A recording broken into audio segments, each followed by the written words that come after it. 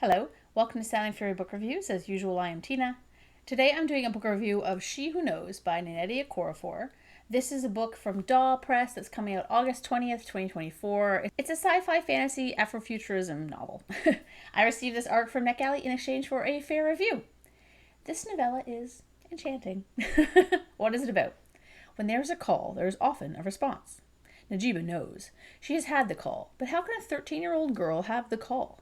Only men and boys experience the annual call to the salt roads. What's just happened to Najiba has never happened in the history of her village. But it's not a terrible thing, just strange. So when she leaves with her father and brothers to mine salt at the dead lake, there's neither fanfare nor protest. For Najiba, it's a chance to see a spectacular place she's only heard about. However, there must be something to the rule, because Najiba's presence on the road changes everything, and her family will never be the same. I was very much drawn into this novella.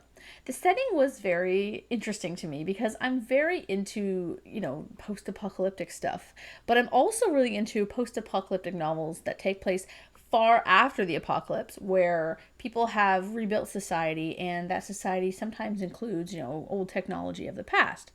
That's kind of what it feels like in this setting. I'm pretty sure that's what it was. We also have an intriguing concept, which you heard about in the blurb, which is based a bit on magic. In a way, the novella is a blend of magical realism, Afrofuturism, and sci-fi fantasy. It's got a lot kind of going on. Najiba herself is tough and resourceful, but the novella is quite short, so while it is in first person, I didn't feel I got to know her too deeply, but I did sympathize with her plight. While the magic aspect is pretty integral to certain plot points, magical realism versus straight up fantasy is not my preferred subgenre, so I did have questions about unexplained aspects like what the witches actually are. Yet I was absolutely entranced by the wonderfully flowing narrative, the descriptions of the landscape, and the story itself. While teenage girl subverts gender norms is a very common story. This is not a YA though, just to be clear.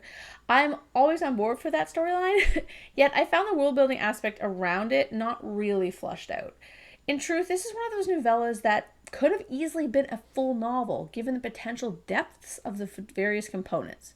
For example, we're never really told in detail, at least I can't remember, why the Salt Road and market aspects are so sexist, because other aspects of the society don't seem sexist at all. Najiba's mom is some sort of town leader, women appear to have a choice as to who they marry, and birth control is readily available, meaning that women have, control over their sexuality. So why there is sexism around the Salt Road in particular was something I could have used more background on. This wasn't something that I noted at the time of reading. It's just kind of upon reflection when I was thinking about it. I was like, yeah, I don't really understand why that was like that. Did it affect my enjoyment of the story? Absolutely not.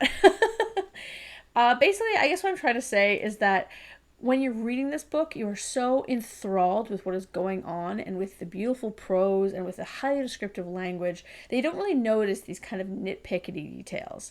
So if you want a quick read that is addictive and fun, you should totally check this out. Okorafor is an excellent writer. Her prose is so fluid and it's quick paced and it's very immersive.